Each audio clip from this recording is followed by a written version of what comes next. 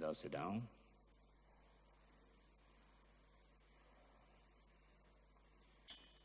Just as I said at the beginning of the Mass, we enter the first Sunday of Lent.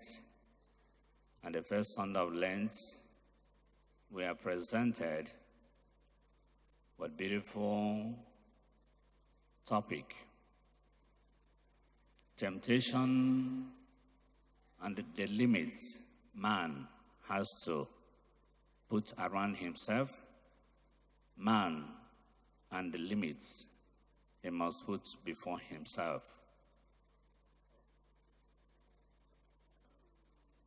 In order to understand temptation, it is very important that we understand the nature of man. When I say man, I mean man or woman.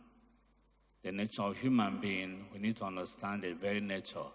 How God created man and where temptation comes.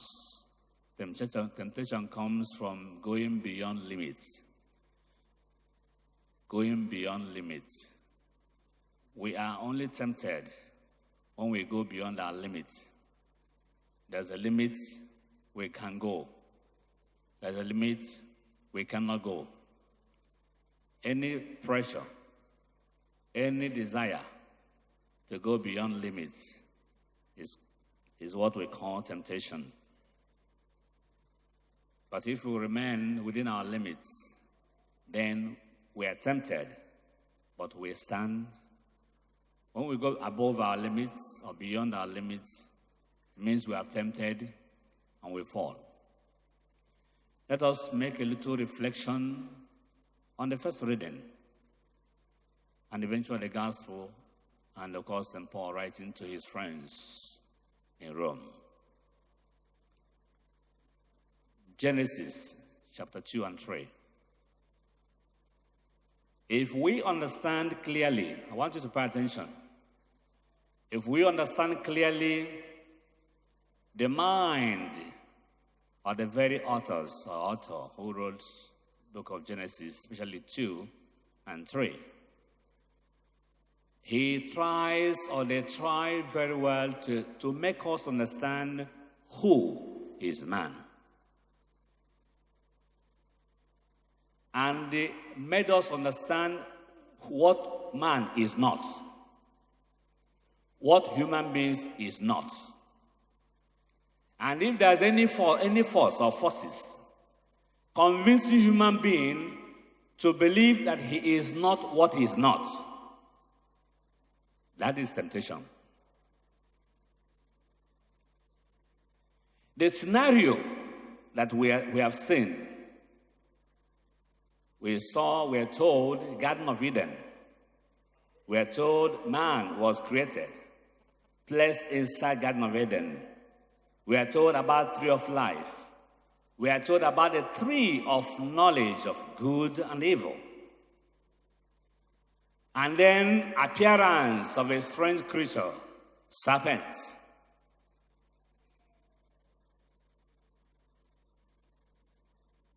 Let us make a little bit deep reflection on this. Man, from Hebrew word, is called Ha-Adam.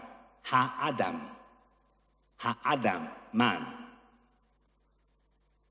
The earth is called Ha-Adama. Ha-Adama. Ha-Adam. Ha-Adama. Which means man and earth have correlation. Human being and earth, soil, have correlation. That's why many scholars of scriptures will say man is earth creature. Earth creature. A creature from the earth. Because he is Adam, the earth is Adama. So is the earth, instead of calling man, they say man can be called earth creature. And if it's earth creature, it means he is coming from down, not from up. Remember what I said, setting the limit. If man is earth creature, coming from the earth. It means he comes from down. He is not from above. Anytime he will make any attempt to think he is coming from above, he will fall. Setting the limits. God intentionally made man to be man. God intentionally made human being human being. He didn't make human being God. No. He didn't replicate himself. No. Man is man. Human being is human being. That's why even if when we die, go to heaven, we will still be human being in heaven, but glorified one.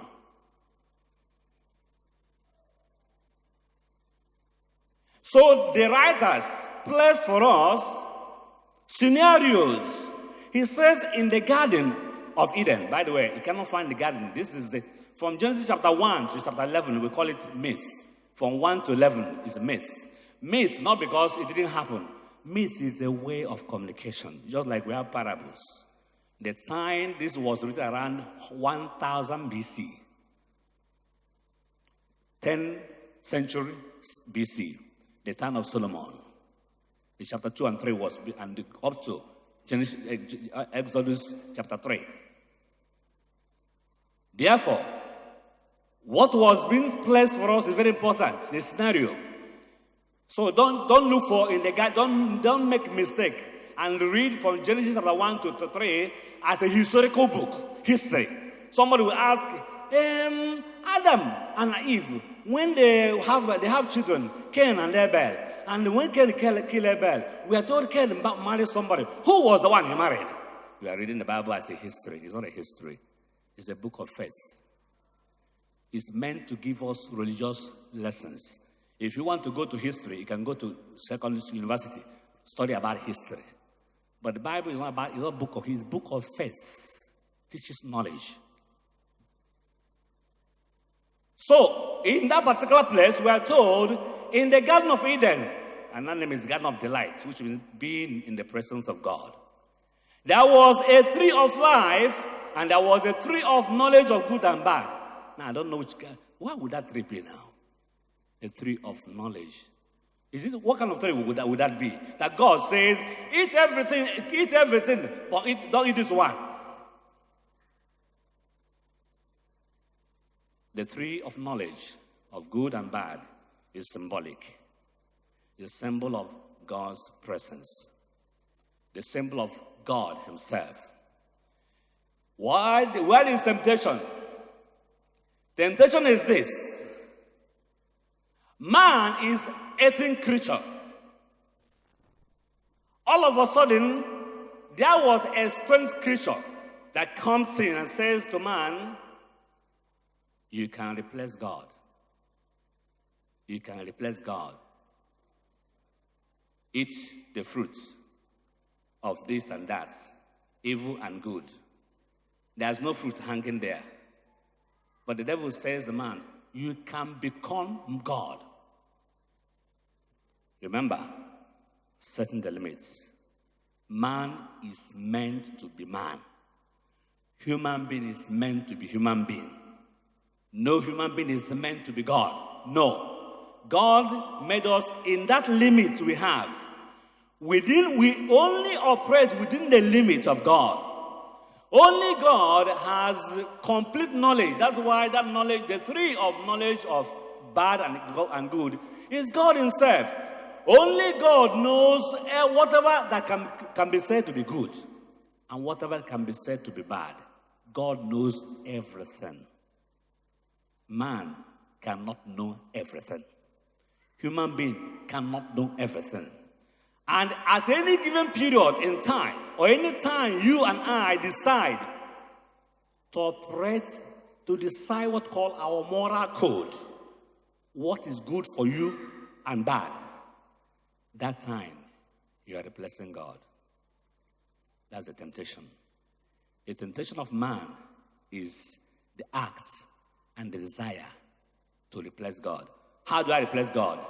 Anytime I take a decision that is against the will of God, I replace him. Anytime I perform any action, I say anything that is away from God's will, I have taken his place. And if I take his place, remember we are earthly creatures. If an earthly creature takes the place of God, who is the creator, who is from above, who is all powerful, it is like telling a man to go and carry one trailer on his head. If he does that, what will happen to him? It crushes him. Why? Because he cannot do it. He is not meant to carry a truck on his head. He can carry a plastic bottle. He can carry something smaller. But if he goes ahead and make mouth and carry what is above him, that will crush him because he has gone against his nature. The nature of man is meant to be fragile.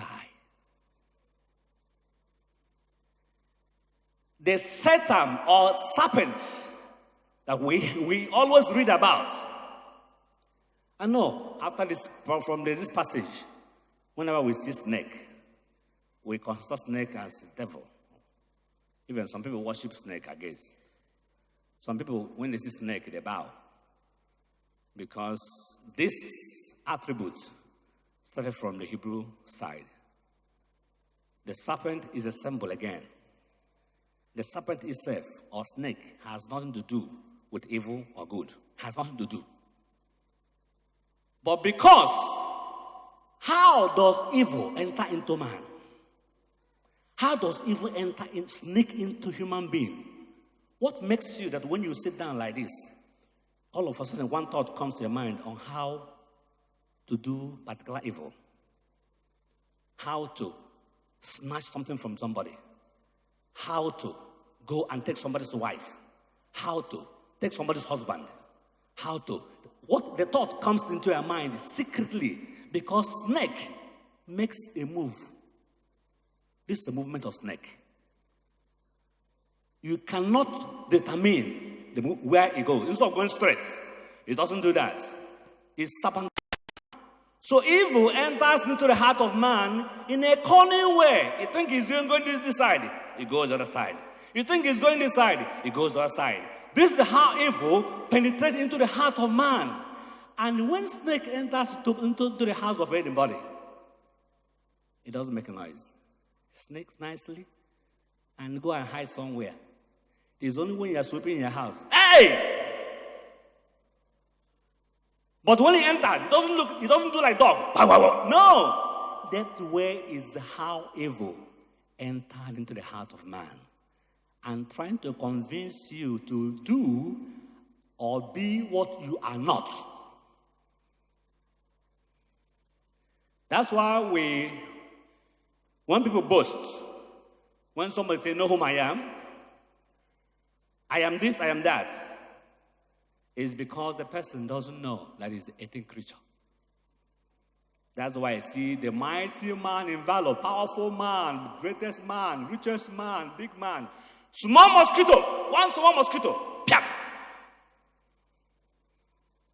2 times, 3 times, malaria will set in.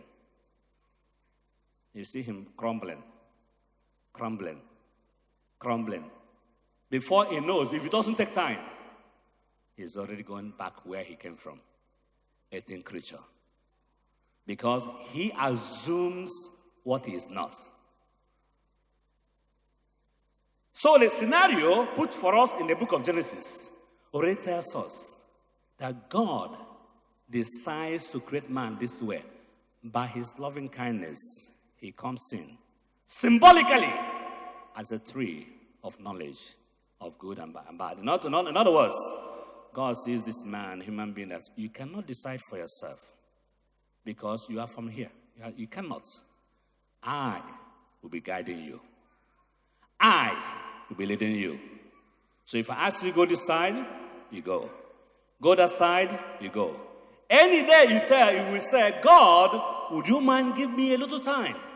You are suffocating me. I want to pray by myself. Death comes. Because that tree of life, that tree of knowledge and evil, once man attacks it, what comes from it is death. Because that tree of knowledge and tree of life, they are together. Tree of life is a symbol of God's sustenance of man's life as long as he is with him. The tree of life, the tree of knowledge. The tree of life is symbolic, is a sign of God who is always alive, making sure that this human being he loves is alive. As long as he allows him, God, to decide for him. Any day, he will decide to decide by himself. The tree of life will step out. The tree of knowledge will step out. What will come in will be death.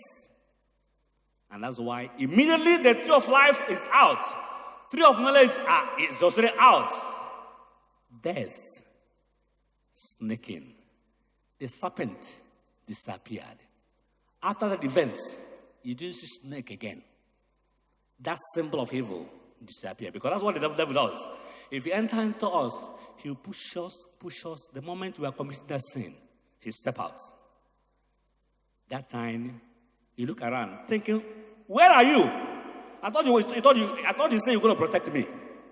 He will tell you, sorry, that's why I'm devil, I'm Satan. I don't protect anybody. And that's why the man looks at himself and found that they are naked, which means they are now insecure. Security has been removed from them. Temptation is when man decides to go beyond his limits. Do not go beyond their limits. The temptation to do so is always there. Because when I look at my hand, I have a lot of money in my hand. I look at my position, my power. Immediately the snake enters. Symbolically, to tell you, you can now do undo. You can say anything to anybody, nothing will happen. You forget you are an earthly creature.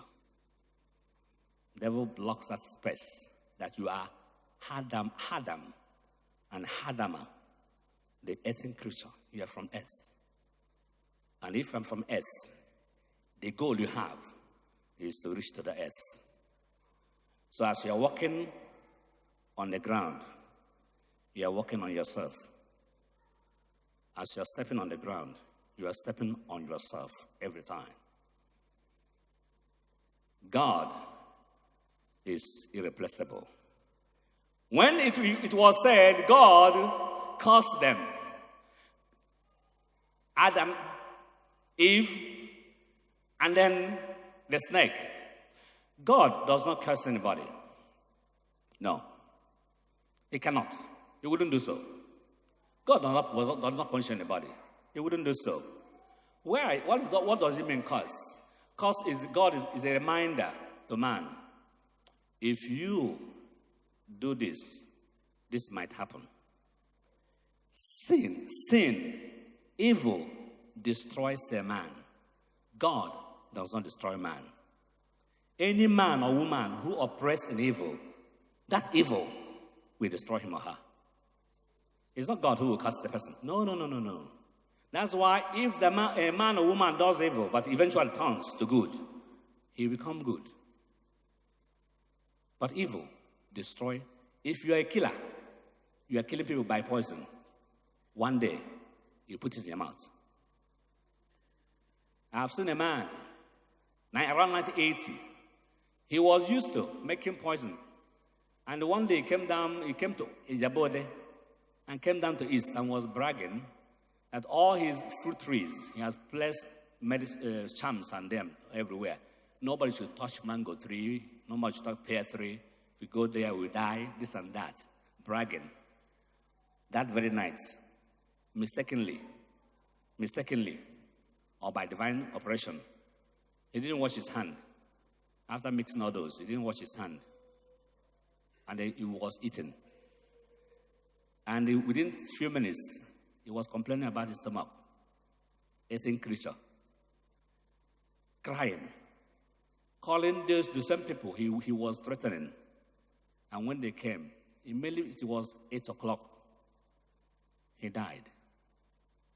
18th creature. He made some charms, how he would terminate lives of other people. He forgot that he belongs to 18th creature. He is. Now he went back where he was. Because he took the place of God. In the Gospel of Matthew this morning, we have read, is something different. That's what they call type and antitype. Matthew decides to do something for us. The temptation of Jesus, it is not exactly the way it is written there. It was the whole life of Jesus on earth. Matthew summarizes it. Mark and Luke the same. John wouldn't do so. You don't see the temptation in the book of John, Gospel of John, for a reason. But Matthew summarized it very well. And Matthew was writing his gospel to the people of Jews. So he has to do something very important. He tries as much as possible to place Jesus side by side with the Jews, the people of Israel, who went from Egypt to the promised land. What happened to them? They first of all stepped in the wilderness. And once they enter in the wilderness, they thank God, they dance when they pass the Red Sea. They thought, oh, everything will be smooth. Behold, 18th creature. Even if God is with you, it doesn't remove 18th creature from you. It doesn't remove you from coming from earth. Therefore, things of this earth will be coming to you. You're going to be sick. You can be threatened. You're going to be hungry. All these are parts of being 18th creature. Not until we move to be heavenly creature. But that's at the end. Before then, no matter how close you are to the altar, to God, God will never make you different from 18th creature. No. The people of Israel didn't get it. So when they stepped into the wilderness, in the desert, hunger came. They never knew they would be hungry. They never knew. They never thought of it, that hunger can come. And they asked for food. Moses gave us something to eat. Otherwise, take us back. Take us back. They doubted the power of God. They doubted the presence of God, whom they just danced in the Exodus 15. Miriam sang a song of joy when they see Egyptians being swallowed by the Red Sea. They said, our God is almighty.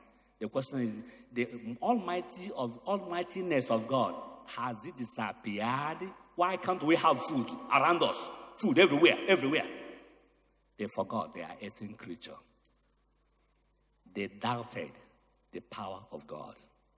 Rather, they believe that their oppressor, Egyptians, they are the ones who have the true God because they have food in abundance. They believe that God of Israel is powerless. Therefore, Moses, take us back so we can go and eat food, garlic, onions, sweet, spaghetti, macaroni, other things to the people who were oppressing us all the while. So the God of Egypt can provide food, but the God of Israel cannot provide food. They doubted the power of God, replacing God. At a point, when the food was given to them, they drank and ate. They say, yes, that's good. It just show that we are powerful. We are not ordinary people. We're not like other people. Power. We are powerful. We're not like other people.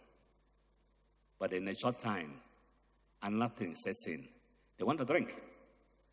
Moses, if we have eaten bread, what of meat? Don't you think in God of Egypt, they were giving us meat too? They were giving us drink, water, even Fanta orange, even Martino, beer, all this and that. Now, you are giving us only bread. Yeah, God is not powerful. God of Egypt is powerful. trying God till the end. Now, Matthew makes us understand who is truly man. The truly man is that person who recognizes, one, he's an creating creature. Two, he is dependent, whole and entire, on the one who created him, the creator, God. This is the real man. So if you say you are a man, you can only call yourself a man when you recognize that you are an creating creature, depending solely in the creator, God. That's a man. So Matthew took Jesus to the desert because Jesus has to be the new Israel. And there in this desert, the evil one crept in and said, the worst temptation the devil can give is to use what you know is truly you have to tempt you. If you are a son of God, which you are, do something. The devil wants to be the one giving direction. Just like he told Eve. He speaks. He wants it to be obeyed. And Jesus says, no. The only word I can obey is the one my father told me when I was with him. He told me that I must come here and I will die. I must obey him all the time. The devil say, are you sure? So you don't obey now. But you have all the power. The power is not to be used by a directive. Not for what you say, but what God says. The devil was defeated. Then he took him out of the desert. Out of the desert. That's the story. And eventually find himself in the pinnacle. Maybe the pinnacle, maybe in the temple of Jerusalem. I don't know which temple that took him. This is a story, by the way, it's a parable. It's a story. But has a lot of things to say. On the pinnacle and ask him to jump from there. Even he quoted Bible for Jesus. Devil can quote Bible. Evil can convince us to the point that we almost believe it. Anytime we commit sin, there's a conviction. There's no sin we commit without conviction. Any sin we commit, unless that's not sin, any sin we commit, there's a conviction that this sin, if we do it, there are some benefits. Every sin we commit, there is a seeming benefit. But that benefit does not actually help anybody. Say, ask him to jump. Jesus could have jumped. If it is today, if any pastor or any priest or anybody, any of us has some power and you are asked to do this, you will perform it in fact, you will not only jump, you will somersault, and jump, touch your leg on the ground. You fly left, you fly right. He said, I thought I'm joking. Do you think I'm joking? You know whom I am? Jesus says, because you said it, it will not obey. That temptation to use my power, which I have spared already, I will not use it. If you see what the devil does to us, when he forces us to use our power, if you have money, if you are wealthy, if you're an authority, if you see how the devil makes us to use our power, use it. You have it, use it, so that we know that we are powerful. And most of the time, we use it. But we forget something, hating creature. Because that power is not all powerful. It's power that is limited. The last one is to take him on the mountain. I don't know which mountain he took him on. I don't know which mountain was that. Which kind of mountain that when you're on top of it, you can see the whole world? Maybe Everest in India. Maybe. No. Devil is very, very manipulative. Mountain is Devil will make you to feel you are on top, high, above all. But it's a lie. You're not above all. You're an earthly creature. But it will make you believe that you're on top. You can see everything or you can have everything. Devil doesn't have anything. He uses what we have and turn it around against us. Devil has nothing because everything comes from God. Rather, he uses what you have, what I have, and turn it around against us. Just for instance, Babalawos, all those medicine men, the trees in the forest, herbs in the forest, they are meant to give us good life. All the herbs. But devil can make somebody to use, instead of using A and B to do good thing, use A and H and M and mix it together. If you take it, problem comes. It becomes poison. Instead of to heal you, it kills. Because he knows that this and this will result this. But he decides by himself to turn it around. Devil uses what we have and turn it against us and destroy us with it. In himself, he has nothing. Never God created devil and gave him some part of the world to control. No. That's what Jesus says to him. Only God you must worship. I can't worship you. Devil doesn't deserve worship at all. Only God deserves adoration. This is the temptation that comes on our way. Food, power, honor. And most of the time, devil, in fact all the time, devil puts it in such a way that, as I've said, don't forget this. Devil uses what God put in us against us. We have to be vigilant to make sure that what God has given to us, we use it for God's glory. If we allow the devil to manipulate it, it will go against. That's why God gives people a lot of talents and gifts. But sometimes it leads to self-destruction. God may give you the gift of wisdom, or gift of healing, or gifts of different gifts. But then that gift can be manipulated.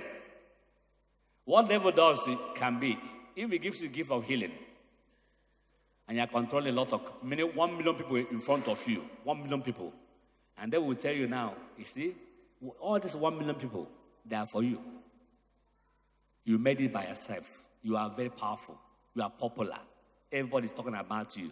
You are wonderful. He's pulling you, pushing you up to the mountain. He's taking you up above the mountain. And from the mountain, as you look down, you see these people, they are yours. Do whatever you want. Begin to do something, begin one business or the other so that I can bring in something. Keep telling them something.